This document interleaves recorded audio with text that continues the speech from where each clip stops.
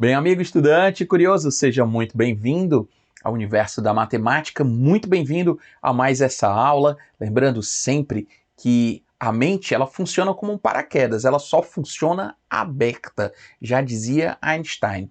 Então é muito importante que a cada questão dessa você esteja inclusive aberto a novas ideias, aberto a esse tipo de solução que a gente está apresentando para você.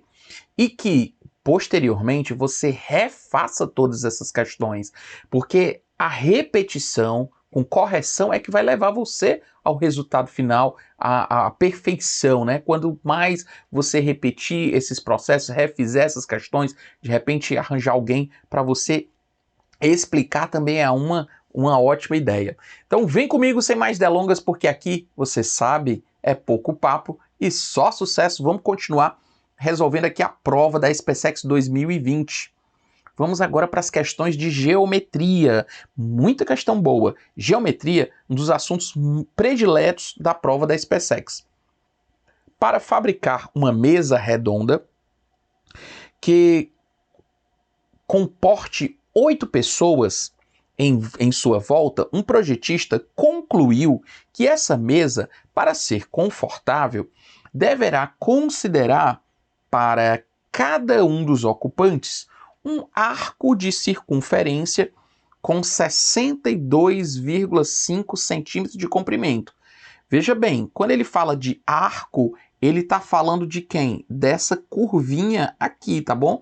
É a medida em centímetros dessa curvatura, tá? Então ele fala com 62,8 centímetros de comprimento.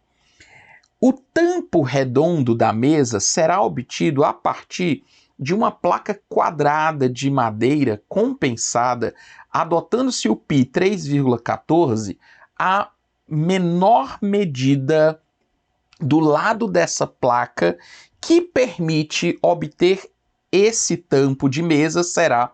Bom, vamos lá. Vamos entender aqui. Ele está querendo saber o lado desse quadrado aqui.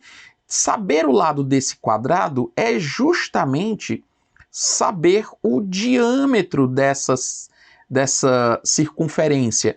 E para eu saber o diâmetro dessa circunferência, nós vamos atrás de encontrar o raio.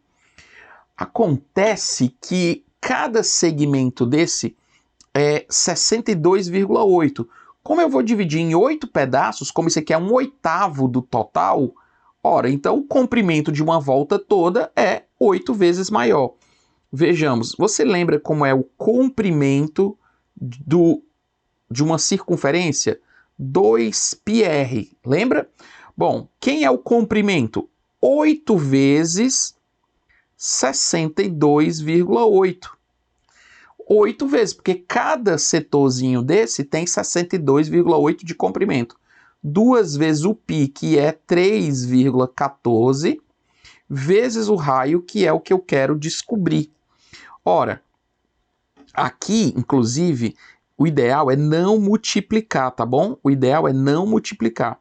Você pode, inclusive, fazer assim, ó.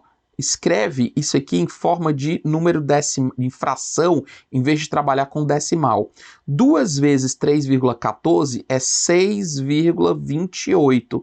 Ou então, 628 sobre 100. Olha que legal. Apareceu exatamente o 628 de um lado e o 628 para que eu possa simplificar. Aqui eu fiz 2 vezes 3,14 e deu 6,28, que dá 628 sobre 100. Posso cortar um zero daqui com um zero daqui e, atenção, eu tenho o raio igual a 80 centímetros. Tem 80 centímetros para marcar? Tem, mas cuidado!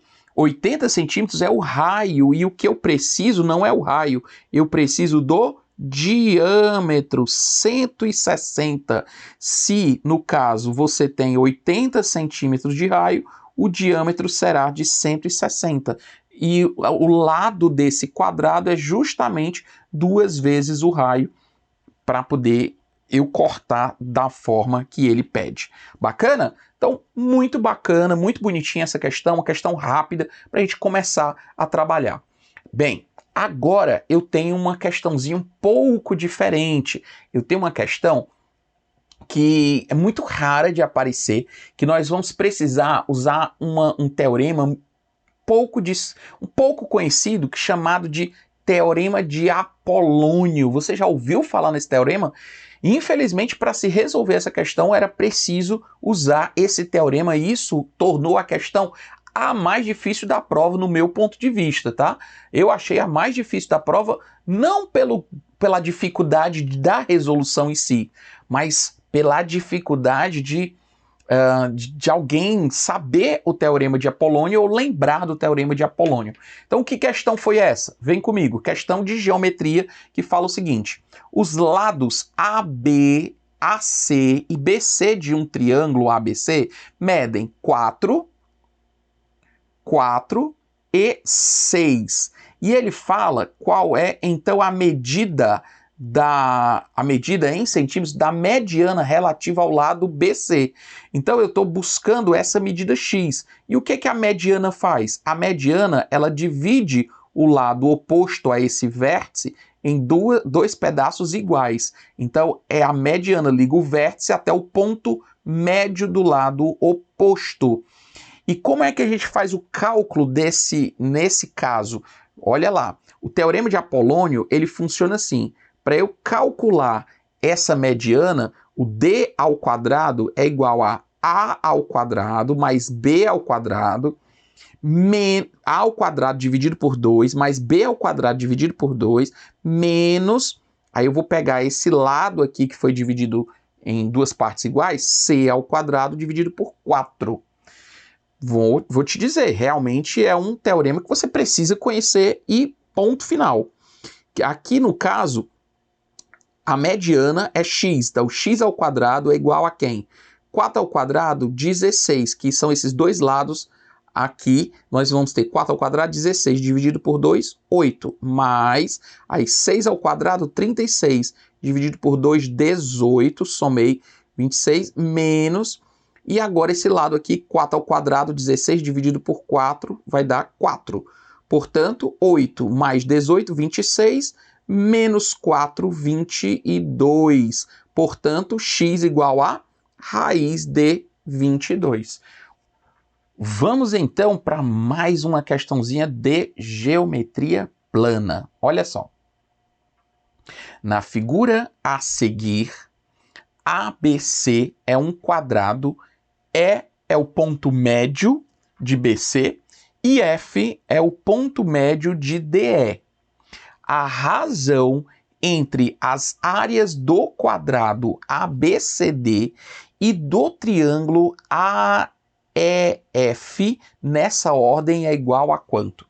Bom, essa questão é interessante que nós podemos ver muitas soluções diferentes, mas essa questão ela é muito rápida a resolução se você entender alguns detalhes importantes, tá bom? Vem comigo. Olha só, quando você tem uma situação dessa, você pode simplesmente traçar esses pontos médios. Observe que o ponto E é o ponto médio de BC e aqui é o ponto médio de AD. Então eu já divido o quadrado em duas partes iguais. Quando eu traço essas diagonais, claro que eu divido esse quadrado em 4 triângulos iguais. Obviamente, 4 triângulos de áreas iguais. Ah, Pedro, mas esse triângulo aqui, ó, esse triângulo aqui, se eu dividir assim, ó, se eu passar essa medida, eu também vou ter um triângulo isósceles que será dividido em dois pedaços iguais. Então, olha só, isso aqui é um quarto, um quarto, um quarto e um quarto. Se eu, ao invés de traçar essa medida, esse corte, que divide em duas partes iguais, eu posso cortar assim, que também vai dividir em duas partes iguais. Logo, esse triângulo AEF não é nada mais, nada menos do que 1/4 do quadrado. Esse aqui é exatamente 1/4 da área do quadrado. Então ele pergunta qual é a razão entre a área do quadrado. Quem é a área do quadrado? 4A. Em relação à área do triângulo A. Portanto, a razão é 4. Simples, fácil, prático, gostoso e nutritivo, sem precisar nenhum cálculo complicado. Legal? Vamos em frente. Olha essa questãozinha. Se a medida do raio da circunferência circunscrita a um octógono regular é R, então a medida do raio da circunferência inscrita a esse octógono é igual a quanto? Bom, vamos fazer um desenho aqui que vai ilustrar bem. Eu tenho um octógono, ou seja, um octógono regular, ele divide a figura toda, uma volta inteira. Lembre-se que uma volta toda tem 360 graus. Então esse ângulo aqui central do octógono, vamos chamar aqui de ângulo central, o que vai acontecer? Ele vai ter 360 graus dividido em 8 pedaços iguais. Então ele vai ficar exatamente um ângulo de 45 graus, concorda? Beleza. O que mais? Esse círculo, essa circunferência que está em vermelho, ele é uma circunferência inscrita no octógono. E o raio é esse raio que eu chamei de Rzinho, que eu botei de vermelho, que é justamente a altura desse triângulo, esse triângulo isósceles que eu consigo formar, ligando exatamente o centro até os vértices aqui, até esses vértices do octógono. Bom, essa circunferência que eu coloquei em verde é a circunferência que está circunscrita, ou seja, circundando o meu octógono. Beleza. O que acontece? Ele quer uma relação entre o Rzão, que é o raio que eu coloquei aqui em verde, que é justamente o lado desse triângulo isósceles, e o Rzinho é a altura. Veja que essa altura desse triângulo aqui forma um ângulo de 90 graus. Então eu posso reproduzir esse triângulozinho aqui, eu posso tranquilamente reproduzir esse triângulo aqui, em que o R é o raio que eu quero, o raio da circunferência circunscrita, e o Rzinho é o raio da circunferência inscrita, tudo bem? E esse ângulo central é de 45 graus, porém eu vou dividi-lo aqui em duas partes iguais, por isso que o ângulo fica 45 graus sobre 2, 45 dividido por 2, tudo bem? Bom, vamos lá. O que ele quer? Então, a medida do raio da circunferência que está inscrita, ele quer o Rzinho em função do Rzão. Ele quer o Rzinho em função do Rzão. Note que eu tenho aqui o cateto adjacente. Eu tenho o cateto que está colado do ângulo. Então, eu vou usar cosseno. O cosseno de 45 graus sobre 2, que é o cosseno desse ângulo, é o cateto colado, que é o Rzinho, sobre a hipotenusa, que é o Rzão. Então, veja bem, se eu passar esse Rzão para cá, multiplicando, vai ser Rzão vezes o cosseno de 45 graus sobre 2. Pronto, a resposta já seria essa. Rzinho é o Rzão vezes o cosseno de 45 sobre 2. Opa! Mas quem é o cosseno de 45 sobre 2? Esse que é o grande lance da história. O que eu tenho que fazer? Eu tenho que lembrar daquela história do arco metade. Tenho que lembrar o arco metade, como é que funciona. Se for seno de θ sobre 2, seria 1 menos cosseno de θ sobre 2. Se for cosseno, aqui vira 1 mais cosseno de θ sobre 2. Só isso. Então, no caso do 45 graus, vai ficar o quê? Rzinho é igual ao Rzão vezes o cosseno, 1 mais o cosseno de 45 graus, tudo sobre 2. Então, aqui vai ficar quem? Rzão vezes. Quem é o cosseno de 45? Raiz de 2 sobre 2. Tudo sobre 2. Então, aqui vai ficar como R sobre raiz de tirando esse MMC, vai ficar 2 mais raiz de 2 sobre 4. Bom, como esse 4, esse sobre 4, a raiz de 4 vai dar 2. Então, ele pode vir aqui para fora da raiz e eu colocar R sobre 2 vezes 2 mais raiz de 2, que me dá o item C de casa. O item C de casa só resolve a questão se eu souber essa história do arco metade. Então ele vai juntar, foi uma questão que ela juntou, de certa forma, um pouco de o conhecimento de geometria plana com a parte de trigonometria, porque eu tinha que saber o seno, o cosseno, tangente do arco metade, tá certo? Então, muito importante, foi legal a gente ter resolvido essa questão. Então, vem comigo aqui para mais uma questãozinha agora de geometria espacial.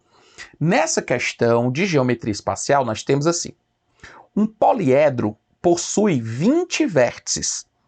Sabe-se que de cada vértice partem 3 arestas. Bom, existe uma maneira de contar as arestas a partir daqui, ó. Veja que se de cada vértice partem 3 arestas, então eu posso contar o número de arestas da seguinte maneira. Veja que desse vértice partem 3, desse outro vértice, vamos imaginar que partem outras 3. Então eu acabo contando cada aresta 2 vezes. Desse vértice parte 1, 2, 3. Ó. Então eu acabo contando cada aresta 2 vezes. Por isso que quando eu tenho N vezes V é igual a 2A. Então 2 vezes as arestas é igual a partem 3 vértices de cada um dos 20 vértices. São 20 vértices. E de cada um desses 20 vértices partem 3 arestas. 3 vezes 20, 60. Como eu contei cada aresta 2 vezes, por isso que o número de arestas é igual a 30. Mas você lembra que vértices mais faces é sempre igual a arestas mais 2. Lembra disso? Como eu já sei que os vértices são 20, que as arestas eu já sei que são 30, acabei de descobrir que as arestas são 30, então, rapidamente, 30 mais 2, 32, menos 20, 12. E eu acabo dizendo que o número de faces desse poliedro é igual a 12. Uma questãozinha também fácil, se eu sei essas relações de Euler, essas relações que nós temos nos poliedros, tá bom? Vamos em frente.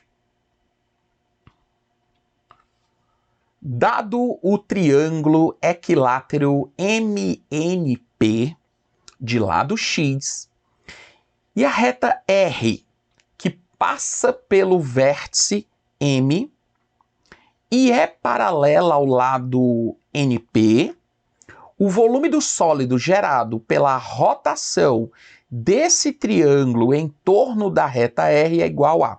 Bom, então o que ele está falando? Eu tenho uma reta R, tenho um triângulo assim, que eu tenho um ponto, um vértice M, e eu tenho aqui N e P paralelo à minha reta R. Então eu tenho um triângulo equilátero que eu vou girar esse triângulo equilátero em torno dessa reta R. E aqui eu tenho criado um sólido de revolução. Então, acabo criando um sólido de revolução. Aqui está mais bonitinho o desenho, né? Então, eu tenho aqui um triângulo equilátero. Ele nos diz aqui que ele tem um vértice M. Esse é o vértice M, bem aqui. Ele tem o lado NP, é o triângulo MNP, equilátero. Lembre disso, ó. Esse lado é igual a esse, que é igual a esse. E eu giro em torno dessa reta R, eu giro em torno dessa reta R, então quando eu giro, você consegue perceber que eu formo um cilindro, só que é um cilindro, digamos, oco, ele está furado aqui e aqui.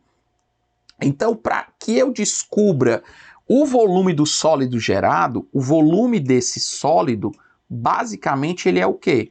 ele é o volume do cilindro completo menos 2 vezes o volume desse conezinho que eu formo, ó. Porque aqui eu tenho um cone e aqui eu tenho outro cone. Então a parte sólida é a parte que é gerada por esse triângulo aqui. Então acaba ficando como se fosse um cilindro meio oco, né? Então como é que eu vou fazer o volume desse nosso sólido? Eu vou calcular o volume do cilindro. Como é que eu faço o volume desse cilindro? Eu vou fazer a seguinte situação, olha só. O volume desse cilindro vai ser área da base. Essa daqui é a base do cilindro, tudo bem? É a base do cilindro, que é πr ao quadrado vezes a altura do cilindro, que é quanto? X. Menos 2 vezes o volume do cone. Bom, mas quanto é o volume desse cone? Cada conezinho desse, perceba que ele tem uma altura do cone que é a metade da altura do cilindro. Então, cada cone, você lembra que o volume do cone é 1/3 da área da base, que é πr ao quadrado, vezes a altura, que é x/2. Tudo bem? O que está faltando aqui nessa questão? Eu descobri quanto é esse raio aqui em função do x, porque se você der uma olhada nas respostas, ele quer a resposta em função de x. Tudo bem? Bom, quem é o raio desse cone e quem é o raio desse cilindro? É justamente a altura desse triângulo equilátero. E nós sabemos que a altura do triângulo equilátero é L raiz de 3 sobre 2. Ora, se é L raiz de 3 sobre 2, então essa altura vai ser quem? X raiz de 3 sobre 2, que é o raio. Agora é só substituir. O volume do sólido é π, o raio, que é x raiz de 3 sobre 2 ao quadrado, vezes x, menos esse 2 aqui eu consigo cortar com esse 2, 1/3 de π, vezes r, que é x raiz de 3 sobre 2, tudo ao quadrado. Tudo bem? Então, o volume do sólido aqui vai ser quanto? π x ao quadrado, tá? X ao quadrado. Opa, aqui faltou um detalhezinho, que faltou o x aqui fora, não é? Que é esse x aqui que sobrou. Então vai ficar x ao quadrado, raiz de 3 ao quadrado dá 3, sobre 4, vezes x, menos 1/3 de π, x ao quadrado, vezes 3, sobre 2 ao quadrado, 4, vezes o x que sobrou ali fora. Eu posso cortar esse 3 daqui com esse 3 aqui de fora, daqui de cima, e eu vou ter, aqui vai sobrar, olha só, 3x ao cubo, e aqui vai ficar x ao cubo. Então, a resposta vai acabar ficando, olha só, o volume do sólido vai ser. Então, aqui em cima, perceba que dá 3x ao cubo π. E no outro vai ficar, eu vou só escrever e depois eu apago. 3x ao cubo vezes π sobre 4. E o outro vai ficar x ao cubo vezes π sobre 4. Então, dá para eu subtrair 3x ao cubo π menos x ao cubo π vai dar o quê? Vai dar 2x ao cubo π. Dá para simplificar esse 2 com esse 4 e aqui vai ficar 2. Portanto, tanto faz o π estar aqui no fim ou o π estar aqui no começo, a mesma coisa, né? Resposta, de qualquer forma, é o item C de casa. Resposta C de casa. Poxa, que questão bacana. Uma questão que ela não só envolve o cálculo em si, mas envolve também a questão da interpretação, como é que você interpretou essa questão. Né? Interpretou porque ela não tem o desenho e você vai ter que montar esse desenho. Então, o processo começa desde a hora que eu tenho que fazer o desenho dessa questão aqui, e isso faz toda a diferença. Beleza? Bom, vamos para mais uma? Vem comigo então. Essa questão de geometria espacial envolve também o conceito de logaritmo. Parece uma questão super difícil, mas talvez ela seja mais fácil do que parece. A figura abaixo mostra um reservatório com 6 metros de altura. Perceba bem, a altura total do reservatório, 6 metros. Um reservatório no formato estranho, né? Inicialmente, esse reservatório está vazio. Isso aqui também é importante. Inicialmente, ou seja, no tempo zero. Esse reservatório está vazio, a altura é zero. E ficará cheio ao final de 7 horas. Sabe-se que após 1 hora do começo do seu preenchimento, a altura da água é de 2 metros. Percebeu-se que a altura em metros da água, T horas após começar o preenchimento, é dado por essa fórmula, H de T igual ao logaritmo na base 2 de AT ao quadrado mais BT mais C. Professor, pelo amor de Deus, essa questão é muito difícil. Não, não é difícil. Ela realmente tem uma cara feia, mas você vai ver como ela é uma questão mais fácil do que muitas outras que a gente já fez. Com T variando de 0 a 7 horas. 0 a 7, né? Onde o A, B e C são constantes.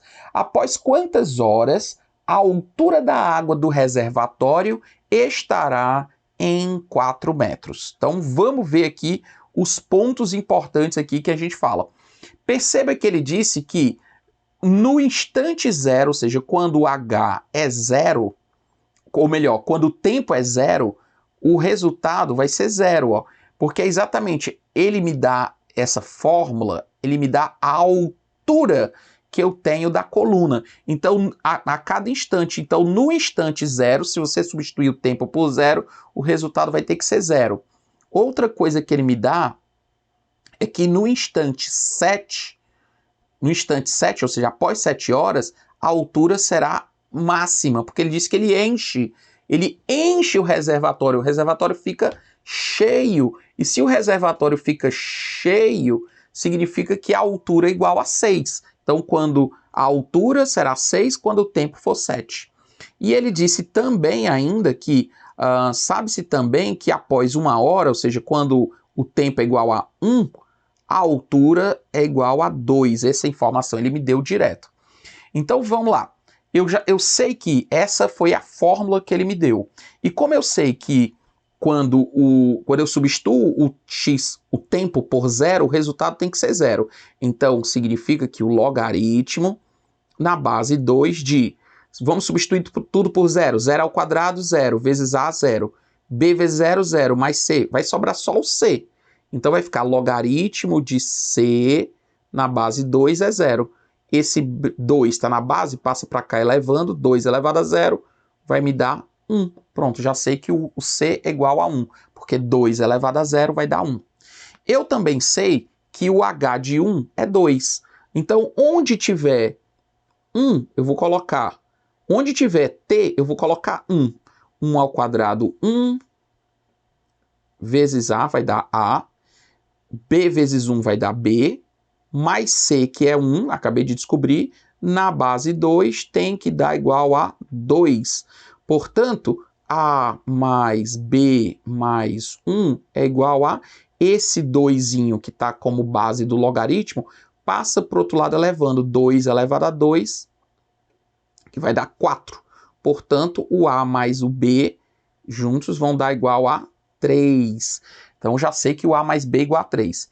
Eu sei também que quando o tempo é 7, o resultado vai dar 6. Portanto, o logaritmo de, vamos lá, na base 2, 7 ao quadrado, 49 vezes A, mais 7 vezes B, mais 1, que é o C, que eu já sei, tem que dar 6. Portanto, esse 2 que está como base passa para o outro lado elevando, 2 elevado a 6. Então, vai ficar 49A mais 7B mais 1 é igual a 2 elevado a 6. 2 vezes 2, 4 vezes 2, 8, vezes 2, 16, vezes 2, 32, vezes 2, 64.